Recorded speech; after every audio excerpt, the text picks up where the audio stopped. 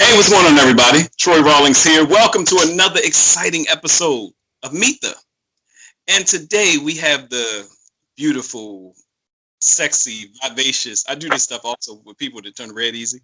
Uh, vivacious, fit mom, uh, fitness. I guess I would say body image guru. That's how I originally met her years ago, and now published author and tell-all person around town. No, Canadian. Are you Canadian born? Yes, Canadian born. absolutely. Born and Marci Warhaft. How are you? I'm good, thank you. Am I saying Warhaft right? Is Warhaft or You Warhaft? are. Very few people say it right, and you said it right. Yeah. Okay, because I tell my daughter, it's the, for those I don't try to date these interviews and stuff, but for those that don't know, we're in a dispensation of time like no other. 2020 pandemic worldwide, coronavirus uprising in the United States and around the world, and all this stuff going on. Yep. And I have an opportunity when I get, these are some of the fun interviews. All my interviews have been pretty fun. You find something. I'm a comedian. I find something fun and funny and uplifting. But you are by nature an uplifting person. But let's start it from the beginning. I'm a Tarantino a little bit around this interview, so let's start from the beginning with you. Okay. Where are you originally from? I'm from Montreal, Quebec, actually. Quebec. Yeah. Okay. Yeah. Canadian girl. How was your upbringing? How mom, dad at home? What was the scenario? What was the upbringing? Well, you know what? I remember my childhood being really good, really fun for the beginning. So I always say I peaked when I was 8. Like I remember being super happy when I was 8. Then it got a little tricky. But so it was my parents, my brother, older brother and sister. I was the youngest of 3. And so it was kind of an upper middle class, kind of normal upbringing until I was 10. When I was 10, my parents split, and I was the first kid in my school whose parents got divorced. Because I remember at one point, years later, I met a friend, and she said we were in school together, and she was a year older, and she said she remembers going home and saying to her mother, "What's divorce?" Because this girl in my school, Wow. didn't know how to deal with it. Because I remember it was Father's Day, and we were told to write something for our fathers. And my father, when he left, when I was 10, he left. So he wasn't in the picture for most of my life. And I remember going to the bathroom and crying because I'm like, what am I supposed to do? Because I don't have a father to do anything for. And so I remember doing something for my mom instead because she was both my parents. But so things got difficult because it was a difficult divorce.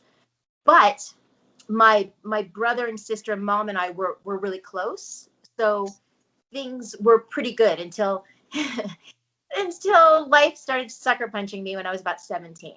So I'd say from, yeah, until I was 17, things were pretty good. Now, for those that don't know what sucker punch means, it means hit out of nowhere. It's like you're talking trash or somebody comes from behind and hit you. And so sucker punch. All right. Well, I want to touch on this real quick. Were your parents fighting to the point where you knew they were going to separate? Well, you had no idea what separation was, I guess. No one. Honestly, it's funny because it was difficult, divorce, but it's not one of the things in my life that I think had a hugely negative impact on me because my mother was so spectacular. I was very, very lucky to have such a spectacular, strong, loving parent that once my father left, he wasn't that involved. So once he left, I felt the tension was gone. Yes, it was challenging because when he left, he didn't pay a dime of support. We lost our cars. We cut off our phone. Like it was tough. And at 10 years old, I remember also a memory I have. I remember walking into the laundry room when my mother was doing laundry. And I remember saying to her, "What's so bad about me that even my father doesn't want to know me?" And she explained that it wasn't a problem with me. It was a problem with him. And so that was difficult, but I honestly felt it was a positive thing in the end because he left and the rest of us did get closer. And there was so much love in our house. We were the house that our friends wanted to come to, because my mother was that person who. So you're going to make somebody a sandwich. Well, my mother didn't try to be the cool mom. She was the one that was the loving mom. If my friends couldn't talk to their parents about something, they could talk to my mom. There was never any judgment. I remember from the youngest age, I remember her saying to me that you are neither superior nor inferior to anybody else based on anything. And that stuck with me forever. And that's how she raised us. And so my father, and he was in my life on and off, but there was never a connection there. So the divorce was challenging, but it didn't really negatively impact me. Because the rest of us, I was very, very close with my older brother, for example. So he took over the role that my father left. So 17 comes in, and out the blue. What happens? So, as I was saying, my brother was my everything. I looked at him with stars in my eyes. He was just the most handsome, funny, loving. I describe him as the invisible armor that I wore around me every day when I went out in the world. So he knew when to stand behind me to encourage me to defend myself, and when to stand in front of me to defend me when I needed help. And when I was 17, he got sick, and he was always very athletic, and we didn't really know what was wrong. And the doctors said he had mono and then hepatitis, and took a little while for them to realize he was born with a hereditary liver disease. It just wasn't showing up the way it usually would. So it took a while.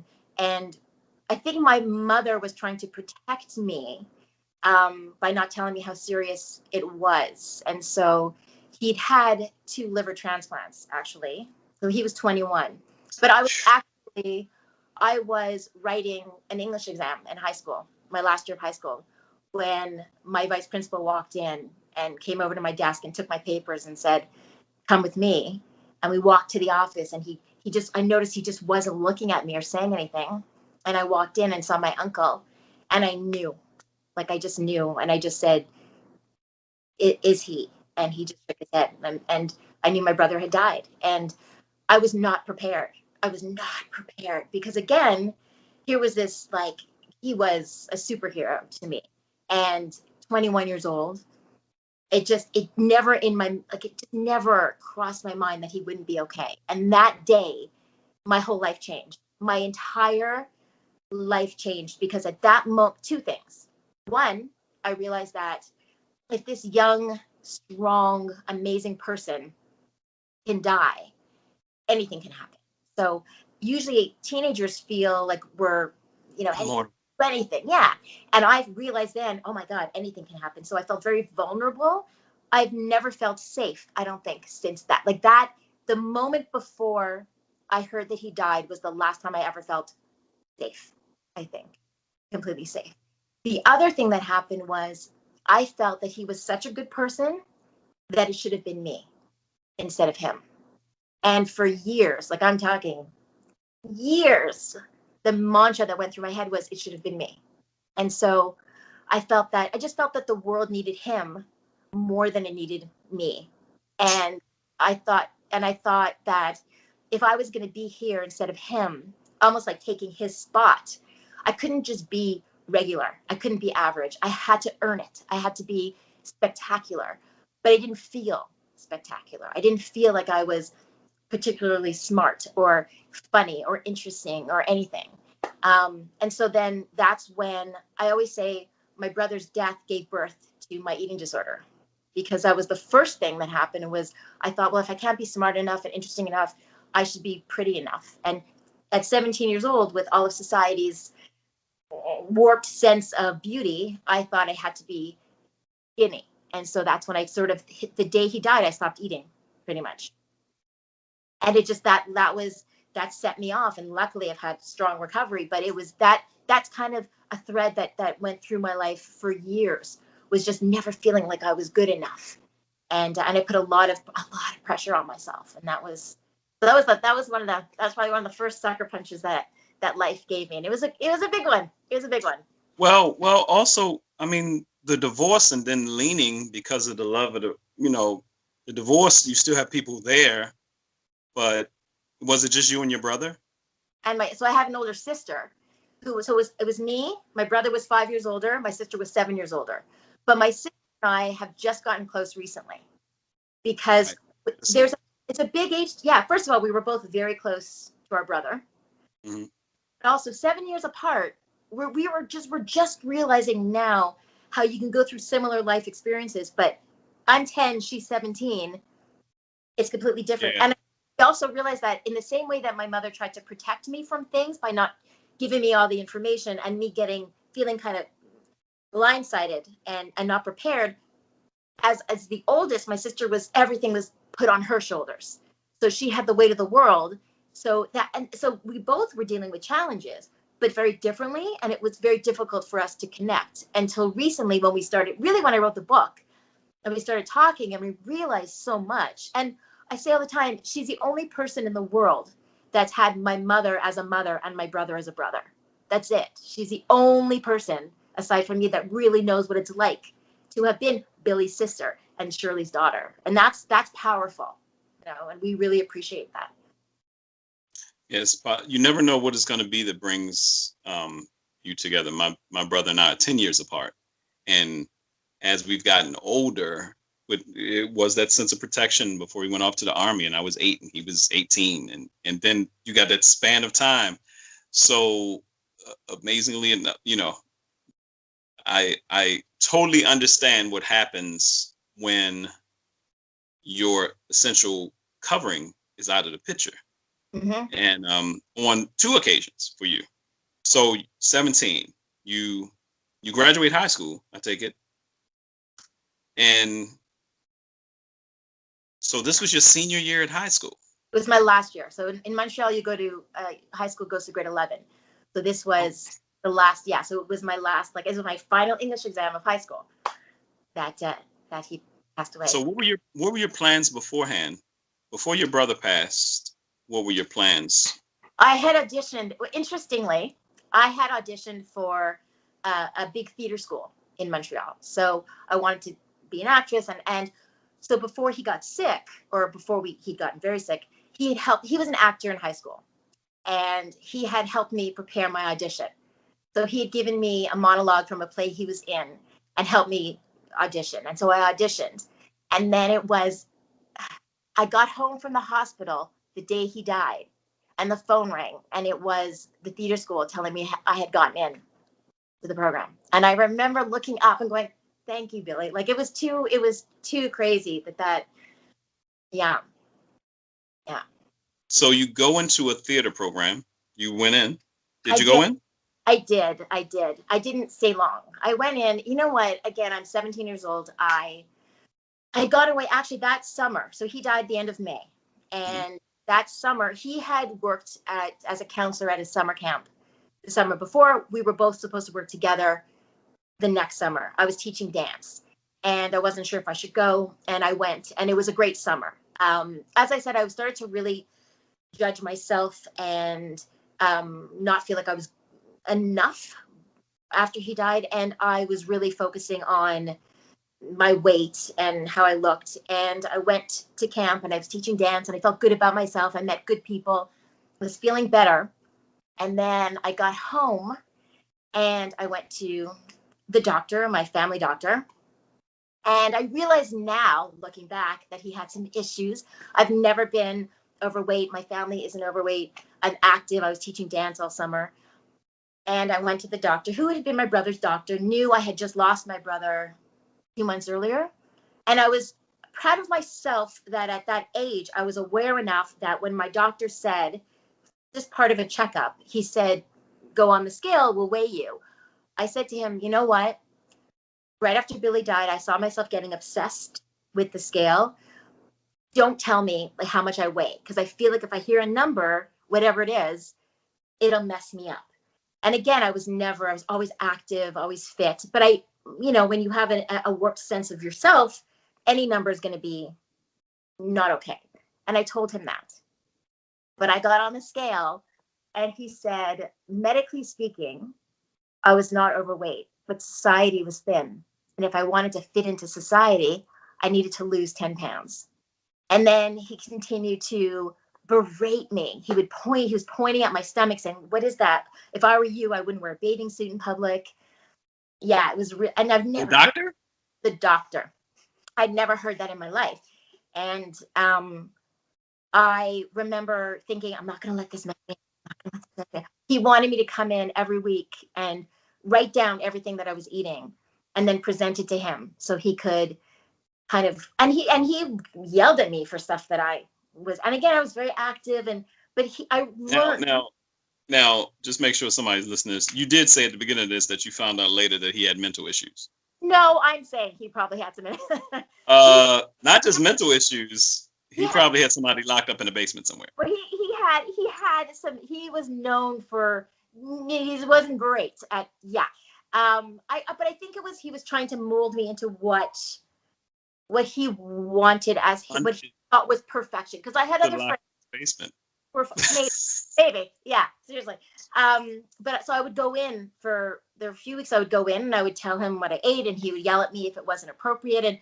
But I remember, you have to realize too, because my brother's disease was hereditary, there was a 50-50 chance that I would have, a 50% chance I would be a carrier, 25% chance I would have it. I don't have it, but they tested it was a liver disease. They tested my liver. It was off. I had to be tested constantly for the first year. So I was leaving his office to go to get tested for this. So it was pretty traumatic. And I remember as I left, I thought, like I just said, I'm not going to let this mess me up. We got to the hospitals with my mom, and we'd always go for like a quick breakfast cafeteria. And I remember ordering toast, no butter, and thinking, I can't. And he wanted me to lose 10 pounds, and I lost 10, and then I lost another 10, and then I lost another 10. And I remember him saying to me at one point, go on the scale. You're looking really skinny. And he said, okay, you can stop now. And I remember thinking, no way, screw you. I'm not it was like a power thing. And it just kind of got worse from there. So, back to theater school. So I was in theater school at the time, but I'm struggling with, it was a great program. I loved the people, but here I used to be so kind of out there and confident with who I am. And here I'm feeling like I'm being berated by my doctor. My brother's gone. My security is gone. It was really tough for me. And I was there for about a year and a half. And I had this feeling of, I don't know how long I have. Billy was healthy and then he's gone. And so I needed to start living my life. And I didn't have the confidence to continue, even though it was my dream to be a performer. I didn't have that anymore. I kind of lost that spark. And so I left the program. So 17, let's jump in. So you left the program. What did you start doing? Did you start working? Did you start? So it was tough at first. I really was. It's funny because I have people now who will say to me, how you've got so much energy all the time and you're so positive all the time. And it's one of the reasons I wrote my book is because I think it's important to show where the light comes from. It comes from living when it wasn't living in the dark and coming out of it. Right. I remember leaving school and I remember, oh God, I would stay up all night so that I could be tired enough to sleep through the day. So I wouldn't have to face the day. At the point I wasn't eating at all. So I would also want to sleep as much as I could during the day to avoid going to the kitchen for anything. I was trying to be invisible. I think I was just trying to shrink down sort of physically, but also just in every way so I could just disappear. And then I did get into a dance program, but I didn't stay with that because I didn't have the confidence. And it was a while where it's almost like a blur. It was just kind of trying to get through. There was one day when I remember I was lying in bed and it was just my mom and I. My sister had moved out.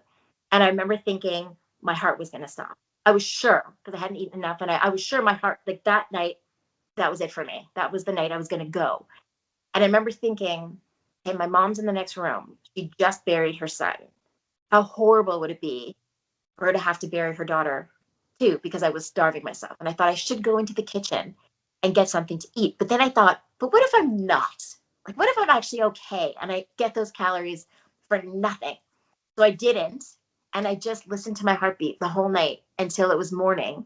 And I realized I had made it through the morning, and then I could sleep. It was kind of a wasted, but then something happened. I don't know. And I decided, okay, I need to start living. I also felt guilty again. Here I'm wasting my life when Billy couldn't be here. What am I doing? So I decided to move to Toronto. I felt that I needed to get out of Montreal. I felt it was just not, I needed to just start living my life kind of thing. And so I moved. So in Canada, is Toronto like the big city? I mean, Montreal's a big city too. Toronto's a big city, but it's kind of an easy move. It's about a 5-hour drive. It's kind of there are so many former Montrealers in Toronto. So it's a normal kind of transition. Right. So, but it was a big deal. Look, my mom was very protective, and I was 19 and moving by myself, and but she didn't want to smother me. She'd read about how when you lose a child, you can smother your other ones, and she didn't want that. So I think we kind of laughed about it years later that I think she kind of did the opposite. Like, she was kind of like, sure, you can go and did some crazy things. But yeah, so she'd visit me all the time, but I went by myself. Now, by this time you're 19. Your sister's 26. What is your sister's doing? Is she in college? Is she working? What is she doing at this time? She was married. I think she was married at this point. She was working, and she was very responsible. She was a rebel when she was younger, but then she became very responsible, and she was working, and she got married, and she was doing things the right way. Like me. So let's fast forward a little bit. For those who don't know, your memoir is called The Good Stripper. Oh. Now, what's the subtitle? I like the subtitle. Oh, the subtitle: A Soccer Mom's Memoir of Lies, Loss, and Lap Dances. So, okay. Okay. So and how many children do you have? For those who don't know. I have 2. Yeah. I lost one. I was pregnant, but I have 2. And 2 boys. 2 boys. So who qualified this? For y'all that don't know, her oldest son said, "Okay, Mom." They're so good. Yeah, they're so used to me not being traditional. They're great. Yeah. So when did it get to the point where, because in the midst, anytime I hear men or women, but especially women, I'm big on women and men having friends that are of the same sex. Reason being is because somebody that you can bounce stuff off of. Some best friend that you can say, if you're a woman, you need someone that can teach you something, or that relates. If it's a peer, they can say, "Hey, I'm going through it too." You're like, "Whew." It's a big exhale when you realize you're not the only one going through something. So did you have any friends, like best friends or female friends at the time, or were you the total loner? Oh, no. See, the thing is, I had some, for sure. I had some best friends growing up. I have a very small circle of close friends. I'm lucky in a big community of other friends, but I have some friends that I've been friends with for a very long time. But it's funny because there's 2 things with that. So yes, I have some good friends and who were always supportive of me. But when you were saying friends who say, yeah, I've been through that or can relate to that, I never had that, because the experiences that I went through, yes, people have parents who are divorced, but I didn't know anyone who had lost a sibling. One thing we didn't mention is that, in between my brother passing away, and then sort of me developing my body image stuff, I had a stepfather who was arrested for bank robbery. So no one could relate to that. Yeah, you have to that. So and was this a small town too? No, this is not. No, this is, yeah. So okay. It's there were things. So my friends, I would have people saying to me that they would come to me when a friend of theirs was going through something traumatic, because chances are it's not as bad as your stuff, right? You need to talk to Marci. But it was like, yeah, like they couldn't relate, but I've probably been through it. Not that I've had such a great, but I think the stuff that I've been through has been a little bit unique, and that's what. So that was a bit lonely in that, yeah, it was hard. Nobody could go. oh, I've been through that, or this is what I did, because they were going, what is that? Like, oh my. So that's tough. So I had to kind of find my own way, and I didn't always make the right choices. So No. So yeah, I mean, you're 19 at the time. You moved to Toronto at 19. Different city, new life. And did you at that point in time, because you're still so young, 17. Well, I guess in United States standards, you're 17, you go an extra year, you give a little bit more development. Where you're from, I take it you knew a lot of, or you knew women who by the time they were 18, 19, 20 had already been married, started their family. no. Anything like that? No? Okay. Because you said your sister was 26 and she was married already. They'll probably go, what? No, not yet. But around there, I think, I don't know. But I also got married quite young. I got married at 24. So, okay. Nothing has been, now I don't even plan, because nothing that I thought was, no. I didn't know what. I guess my big thing is, when did you get to the point where there was something that was pulling you towards a passion? Because now you seem so, at this point, I don't know how old you are now. You still look like you're young. Out of it. How old? 50. Oh, so 50. So, okay. So you're 50 years old now. Yes. But at some point, 30 years ago. All right. What guided you away from that? Because we hear people don't make it out of anorexia. We hear people don't make it away from depression. We hear people that don't make it away from the things that you've guided through. What kind of guided you to the next thing? Something pushed you to go to Toronto for something different once you got there. But I didn't heal when I was there. I don't think I healed. That was the thing. So I still battled that part of me, the eating disorder part, until I was in my 30s. And then I was married with children when I went into recovery for that, because the life kept coming at me. I was still, that's not where it ended. It would have been brutal if the death of my brother was the worst thing. That still would have been, I still miss him. Anyone who knows me knows about my brother, because I miss him terribly. But that wasn't where it ended. It kept, that was the problem with me. And that's what led to the book, is that what I felt was the traumas kept coming, and they kept coming fast. So I didn't have time to catch my breath. I didn't have time to, okay, I'm going to deal with this and then move on. And then, okay, I'm going to deal with, it wasn't, it would hit me. And as I'm picking myself up, I'm hit again. And then as I'm picking myself up, I'm hit again. So there were a lot of times when I thought, that's it, I'm done. I'm not getting up from this. And then something would compel me to get up, and then I'd be hit again. And I'm like, okay, now I'm done. Like, now I'm done. Now it's over. This is it. But I think I had like 30 years of that.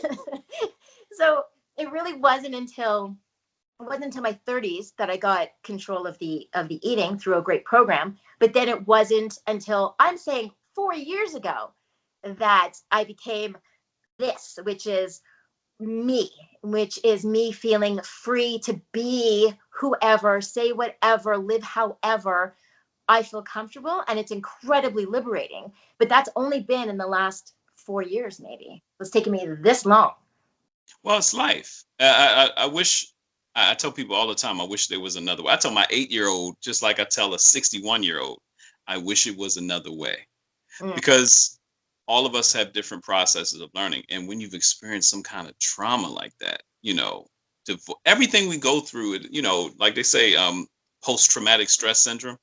And when a lot of times they were using it in conjunction with people who had went to the military and experienced these horrendous things. But they were judging what the horrendous thing was for that person. Right. And we talk about it. I'm from Baltimore, Maryland. I know people that have, depending on where they're from and harder places, you have young people now who have seen their best friends die, seen people die on a regular basis. And what's the difference between that and the Vietnam person that was diagnosed? But what's the difference when all of a sudden you don't see them die, or a family member dies? Right. A family member leaves, instrumental. You're 10 years old, and you're like, Dad, can we go to he was like, what's going on? All that stress syndrome. So there is no textbook way, You know, there is no special, everybody deals with things differently, spiritual faith, whatever. But there's nothing saying, hey, this is the answer that will help you feel better. Take this. And a lot of times we try to find the take this. Yeah. Well, see, interesting, because that's what makes my story a little bit unique, is that when the traumas hit and they kept hitting. So it was, going to Toronto, and that was really great for me because I had to take responsibility for myself, and that was great. And then I met my ex-husband, and that was great at the time. But then it was, I got sick. First I got pregnant, and then I'd had 2 miscarriages, and then I got pregnant again. And then while I was pregnant with my oldest, my mom, so I used to say my brother was my invisible armor, my mother was my home to come home to all the time. She was just light and love. She was love personified. And she was so excited when I was pregnant. And this time I was by this time I'd moved to Vancouver, so another part of Canada. And I was on the phone with my mom 3 times a day, where she would call me with her cravings, with her pregnancy cravings, because it was our baby. And I was 4 months pregnant, but then my mom died. And so here I was, and she died of breast cancer, and I didn't see it coming because, again, she was protecting me and not telling me that it was back. And so I'm pregnant, and my mom, who's now, everything to me, I'm realizing I'm not going to have 4 minutes as a mom with my mom. Like, I don't, that's gone. And so, but I couldn't deal with her loss because I'm pregnant, and I had to focus on staying healthy. Because you had already had. I'd already lost 2, and then I almost lost my son. And I mean, it became crazy. And then I have this amazing 16-month-old, and then I get sick, and I had this weird reaction to an antibiotic, and I end up in the hospital for 2 months, kidney failure, respiratory failure. I've given a 25% chance of surviving. I get pneumonia. I get the superbug MRSA in the hospital. It's And believe me, folks, we're not giving away the whole book. Right. Gotten to the salacious stuff. Right. So it was, and then I come out of that, and now I'm only 29, just turning 30. And I think, okay, I'm never going to sweat the small stuff, like they always say, right? So my brother died, my mother died. I actually heard my father died after that. I almost died. I lost baby. I'm like, okay, I'm going to focus on just being happy and the important stuff. And so where does this, that's the thing I'm wondering. Where does this strength come from? Where does that? Okay, but it's not, because that's what I was No. You don't think, you think you're just plowing through. But there are many people that don't plow through each part of those things. You're talking about a 10-year span, not even talking about from your father to this. You're talking about, you were 10, then 30. You're talking about a 20-year span of some things that were traumatic and trying to get your footing. So how do you continue to go by this time you do have your son and you're married? Yeah. So. Yeah. And I think. Now, your husband at this time? Does your husband know about how much of this stuff of your past and everything does he know? Does he know it all? He knows everything, and I was grateful that he met my mom. He'd never met my brother, but he met my mom. And but I think what had happened was, I got out of the hospital, and then we decided to move back to Toronto because, we decided to move when I was pregnant because it's Vancouver and Toronto are very far, opposite sides of the country, and I didn't have much family, but he did, and we wanted our kids to know the family, and we moved back. I decided to get pregnant again because I knew I had another one in me. I knew I had a brother from my. We decided. Whatever. It's always funny to me when I had guys say, "You're pregnant? How?" It's like, okay, whatever. We decided. Upside down. Oh. So I had my younger son, and which was great. Like, the doctors were like, "What are you doing? Like, why put your body through the possibility of more trauma?" I lost my baby in 2000, and here I had delivered my next one in 2001. So I didn't give myself a lot of time, but I just knew I had this other one coming. So I had 2 pretty, like, miracle babies, but I had him, and so this is where the big change, this is where the good stripper comes in, is that there was a lot. I had experienced a lot.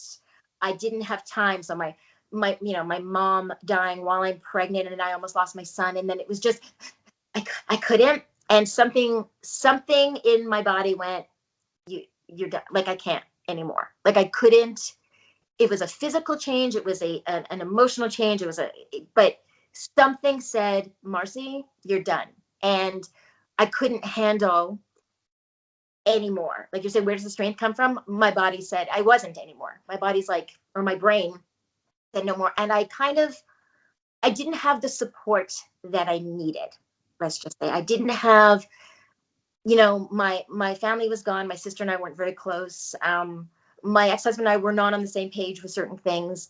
And to protect myself, I subconsciously almost dissociated and became somebody else. And there were extenuating factors, which you'll have to read the book. Gotta read the book to find out. But extenuating circumstances that led me to leading a double life, where I found almost a fake sense of empowerment and strength in being this other person. And I remember actually, literally one day, and I remember this day looking at myself in the bathroom mirror and saying to my reflection, who are you? I did not recognize myself. I was that disconnected from who I knew. I would do things and go, I should be feeling scared now, but I'm not. I should be feeling sad now, but I'm not. Like, I knew. So I put myself in situations that were risky. I did things that I never would have done because I really wasn't myself anymore. I was almost looking at myself from a distance. I felt close with my kids. I felt connected to my kids. I felt extremely protective of my children, but not of myself. I was completely disconnected from my health wasn't a concern. My well-being wasn't a concern. I felt I served two purposes, which was to be the best mother I could be. Having lost my mom and having almost died, I felt like, I don't know how long I have. I've got to make sure every moment is a memory for them. I want them to just remember great things. So I was focused on that. But as a person, my self-worth was quite low. And so I felt like the only thing that I had to offer was my sexuality. And so I became this kind of mom that I was trying to be. And then the other part of me was just about, I felt the only thing I had to offer, the only thing that people cared about or wanted from me was my sexuality. And so that the other person that I kind of became was all that. I didn't go to drugs, never had a drug, never had a sip of alcohol during what I call my crazy time, nothing. I was all fueled by trauma and just this larger than life personality. So it really was this double life completely.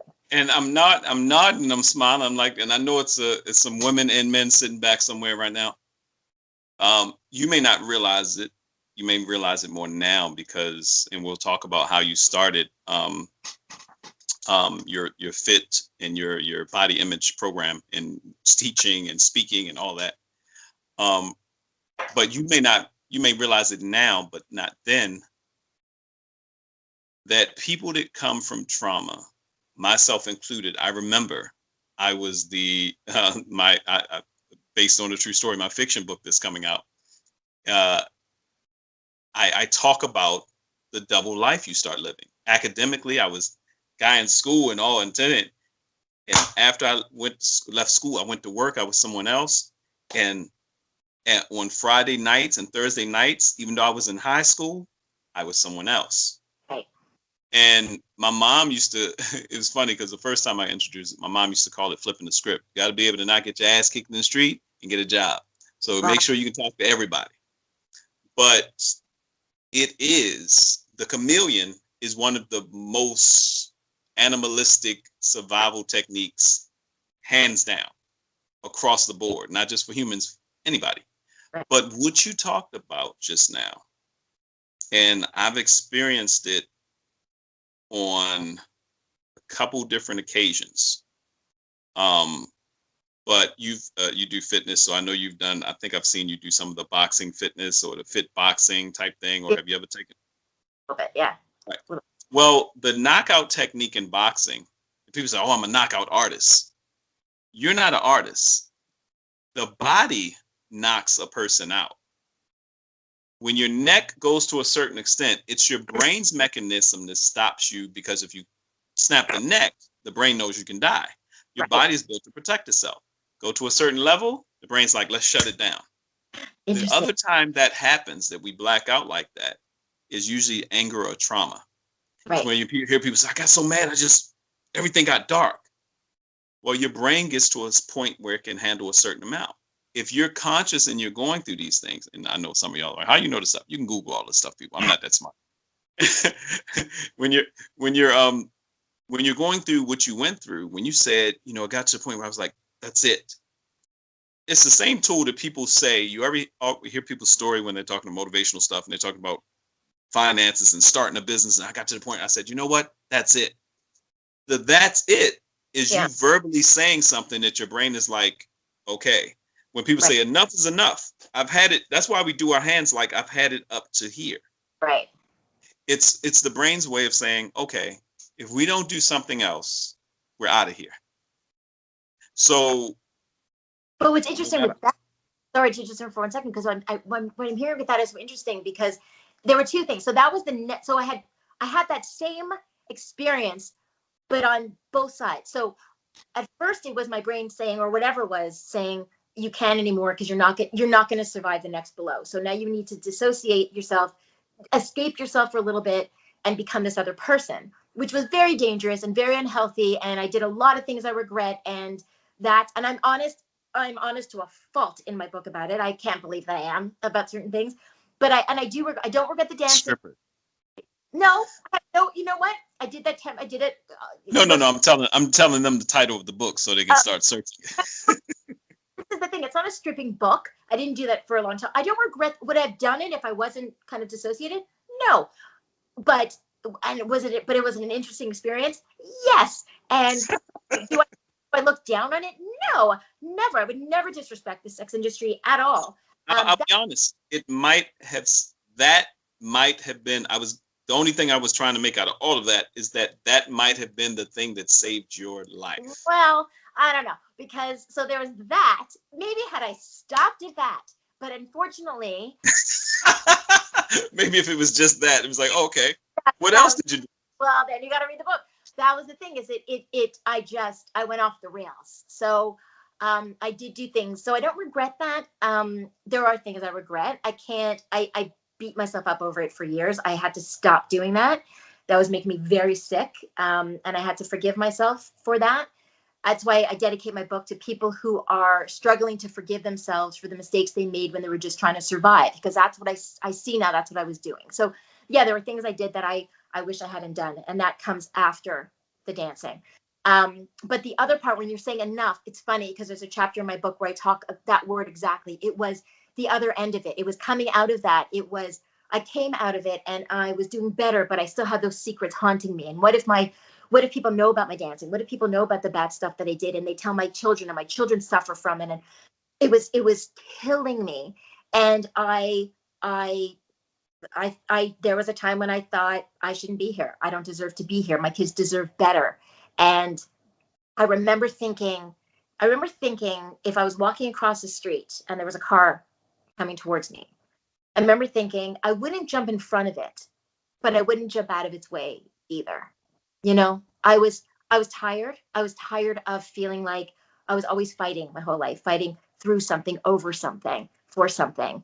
I was exhausted, but I also felt that I was a terrible person and I didn't deserve to be here. I didn't deserve to be taking up space and time and resources.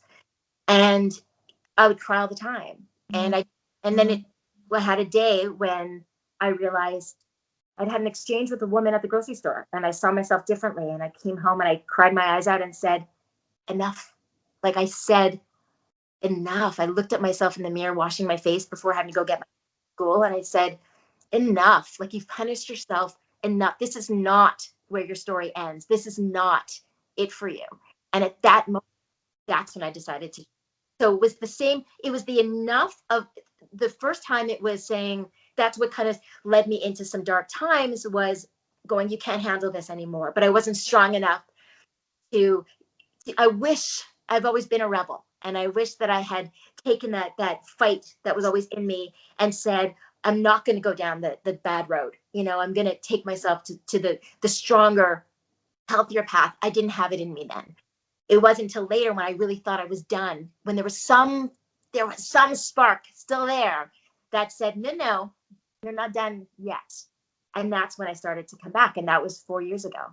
And then it's been completely different since then. Now, I need people to hear this, that at 46, 45, 44, 45, 46 years old, your oldest son, he's in college now, or? Yeah, I don't want to get too specific, but yeah, he's No, yeah. Yeah. So just letting people know that the course of life that happened, and like I said, when I heard about you, it was through Dr. Zoe Shaw, who had a show on LA Radio Now, and we're there. I'm engineering the show. We hear it. It's like, this woman is awesome. And I connect with her. Just the energy is great. This, that, and other. Of course, not knowing a lot about the body image stuff you touched on, and you touched on solutions, programs, all this stuff. It's phenomenal how much stuff that you've compacted into pouring out, unless you know that this is 30 years of experience, firsthand experience, and how I came out. So how did you start your program? Let people know the name of your program and how they can, because that's one thing that I know hands down. I mean, you still teach people, you still do probably Skype seminars with some folks if they hire you for time and stuff. So how did you come about? So at this point, I was actually out of the scary time. I was healthy. I had gone into a recovery program for my eating disorder, saved my life. And I actually remember coming out of it and thinking, I'm never going to think about body image stuff again. I'm never going to think about eating stuff again. And then I remember realizing, if I'm going to move to a deserted island where there's no people, then I'm fine. But if I'm out in the world, it's impossible, because our society is obsessed with image and weight loss and all of it. And at this point, my kids were quite young, and they would come home from school and tell me what they were learning in school about health. And I found that it was all based around weight. It wasn't about, I felt it should be about gaining health, not losing weight. And it was really about calories and fat grams. And it was scaring kids. Like our body you should make good lifestyle changes because you like your body, not because you're afraid that you're not going to like your body if you're eating the wrong things or doing the wrong things.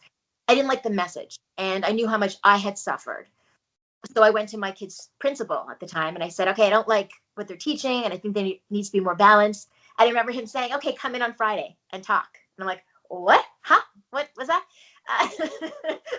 So I put together, I took a big cardboard thing and I just put some pictures on it. And I went into school, spoke to 8th graders. I told my story, and I just talked about, I think I showed Photoshop things and just how we're kind of manipulated by the media. And they loved it. And I didn't plan. I didn't think of, I'm going to create this thing. It became where a teacher would tell another teacher, or a kid would tell their mom, and I just started speaking at schools. And I called the program Fit versus Fiction, because what does fit really mean? We confuse being physically fit. We confuse physical fitness with physical appearance.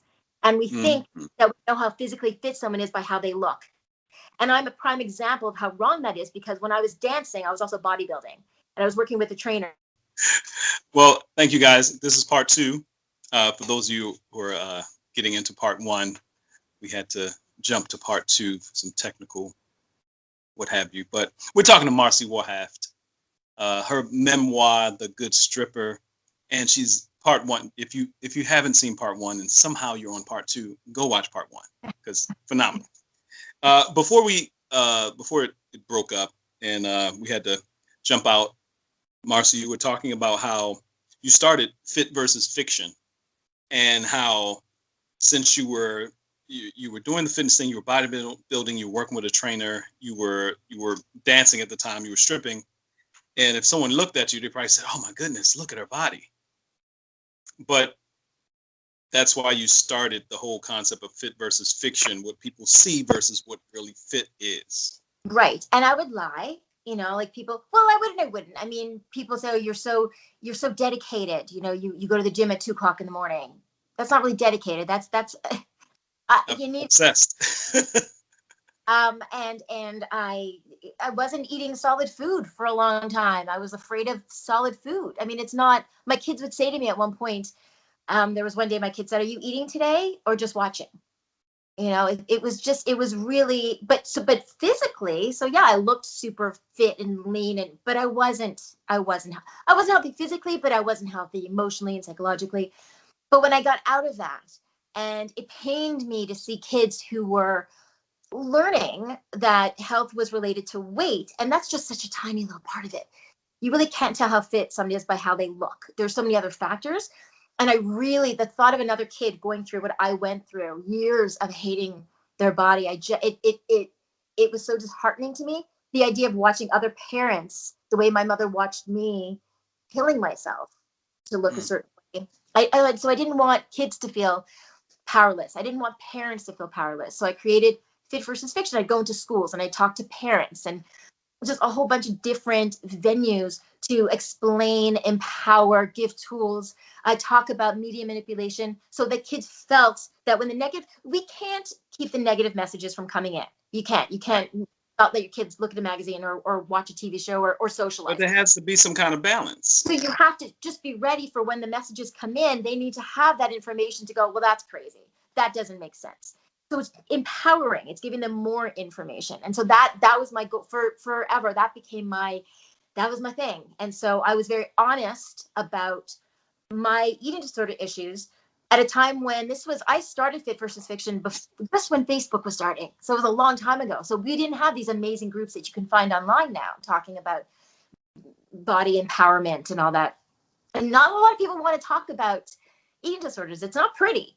You know, there's nothing glamorous about it, but I did, because I saw how horrible it is. And I think a lot of times when it comes to eating disorders, there's shame attached to it. And so what I learned and what I really wanted people to know was that I'm not a horrible person for having an eating disorder. I'm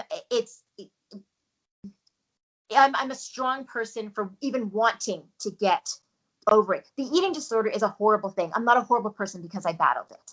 And it's really important that people know that, and that recovery is out there. And I've had really, really strong recovery for a very long time that I'm super grateful for.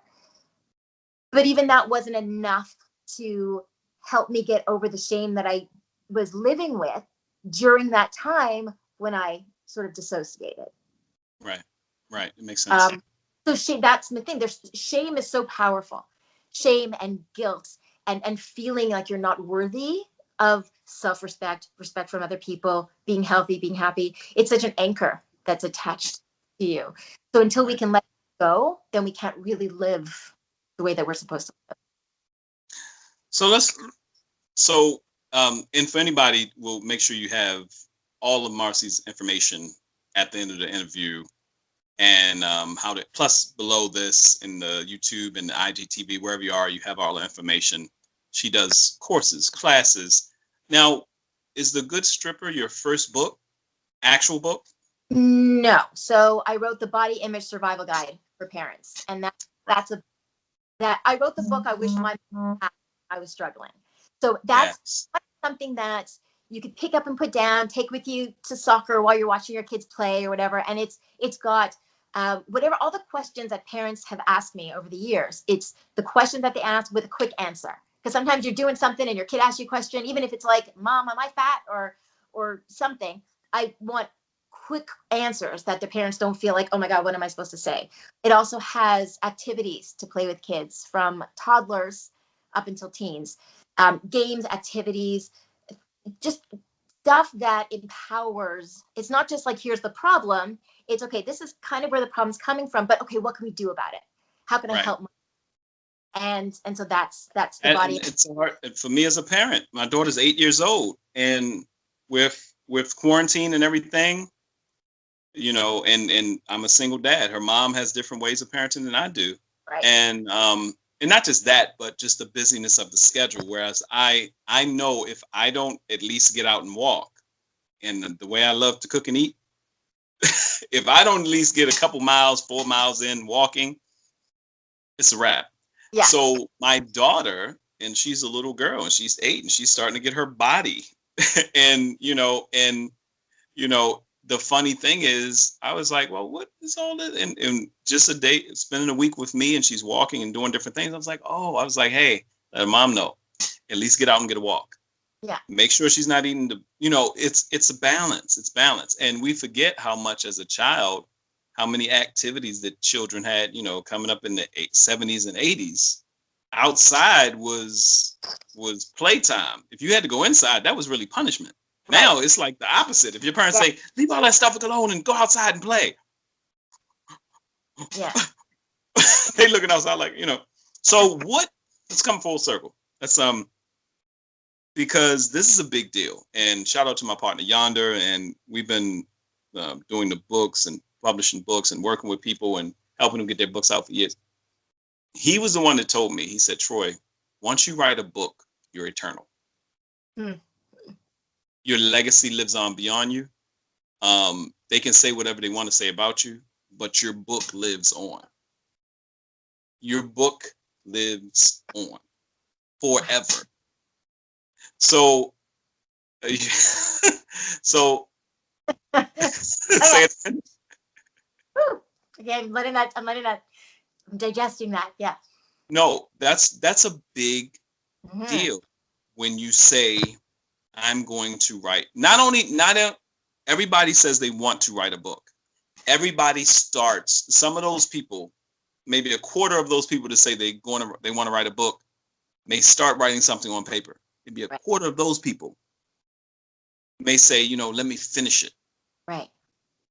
There's probably the 1% that says, let me get it published. Right. And put it out. And some people have books published, they never promote it. Right. So all of what you're doing, that's huge. How do you get to the point of saying, I'm going to do a memoir, which is relatively a tell-all about me. So no matter what anybody else thinks, this is my autobiography.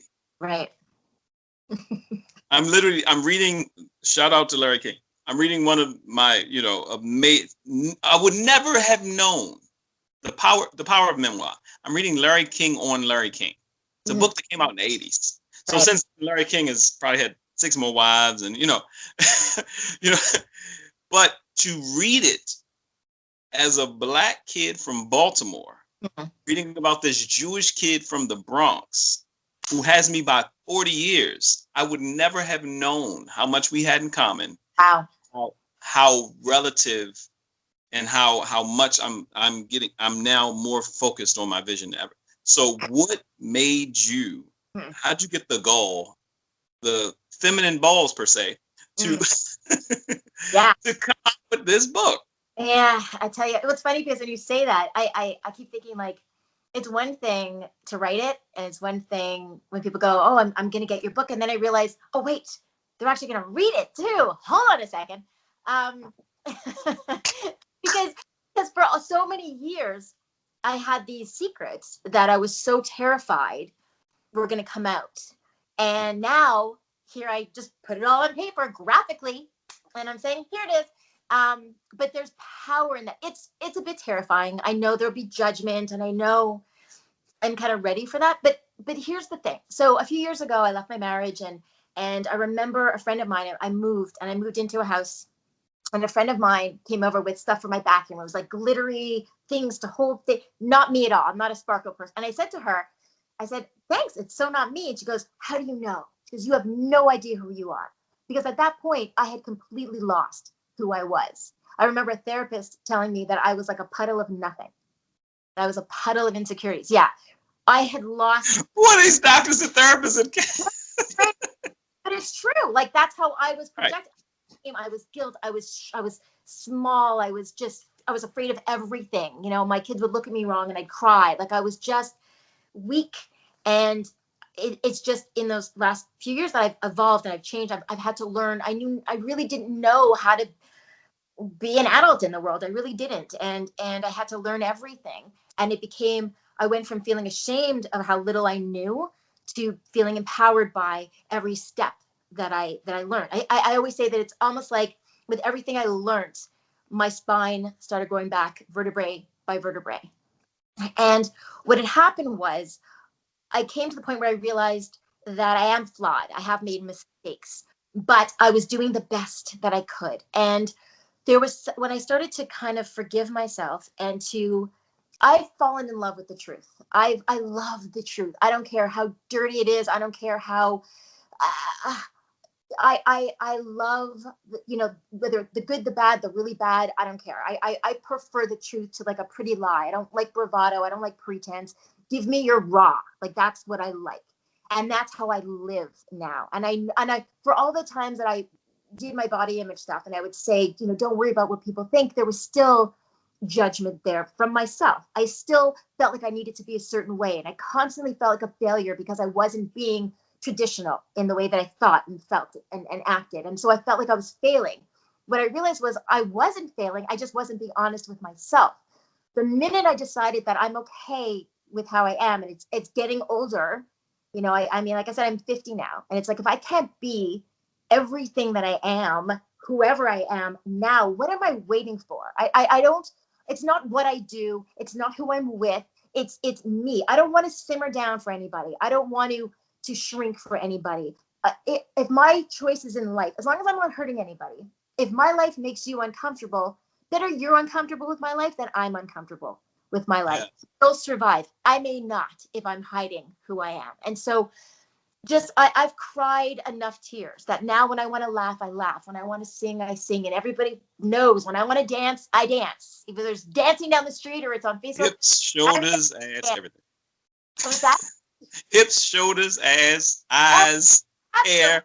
Because it's just joy for me, and I'm going to do it. And, for every quote that you see on social media saying, just be you, society is still saying, not like that. And and I don't listen anymore. So when I have people messaging me saying, where's your energy from? And where's your positivity from? It's from me saying, this is me, whether you like it or not, this is me. And what I found is, it's true what they say, that the more authentic you are, there will be people who go, not for me, and they'll go away. But there will be other people who go, no, I get that. I feel that. I relate to that. And those are your people. The more you are, those are your people. And those are because anyone who will, if people read my book, and I think there's enough in there, whether it's relationship stuff, whether it's loss, whether it's the dancing stuff and sex stuff or other stuff that I have, there's something probably relatable to different people. Chances are there aren't going to be people who go, oh yeah, I've dealt with all of that, but there'll be aspects of it. I think people will maybe relate to the survivor part of me, the warrior part of me. Will there be people who will judge the other parts? Of course they will. But again, they're not my people. And that's okay. It's okay not to be for everybody. As long as you're true to yourself and the people that you love and the people who love you, that's all you can do. And so I think it's so liberating, whether people love you or hate you, if you're not hurting anyone else, being true to who you are, if you're fighting to be who you think people want you to be, it's exhausting. And when you're just free to just be who you are, it's the easiest thing in the world. And so I hope that's what people take away from the book, is let the shame go. You can't be shamed for what you're not ashamed of. Somebody comes to me now and says, hey, I heard that you used to whatever. Yep. You can read about it on page 142. Some of our greatest people, entertainers, leaders.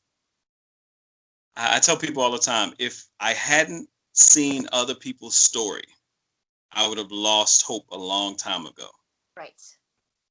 So with that said, Marci Warhaft, how can people get in touch with you? Because I'm just letting you know, you need both of our books. Some way, shape, or form, you need both of our books. But but how can people get in touch with you? And so I'm on Facebook, Instagram. So just Marci Warhaft, really simple. Fitversusfiction.com. That's my body image website. So FITVSFICTION.com. My book is on Amazon. It's also, and it says that it's sold out, but it's not. Just order it. Where else? Well, those are the main ones, I think. Yeah. And I'm sure you can DM, as long as it's good DMs, guys. But DM, reach out to her. She does sessions, classes. You know, now we're in the technology age. You may need just the coaching that she has.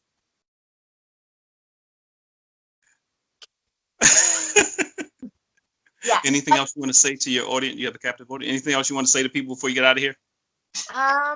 You have a whole 60 seconds. Oh, geez. Oh, no, I think I said everything. Honestly, it's just, again, the minute you exhale the shame, you start inhaling your life, and the freedom in that is powerful.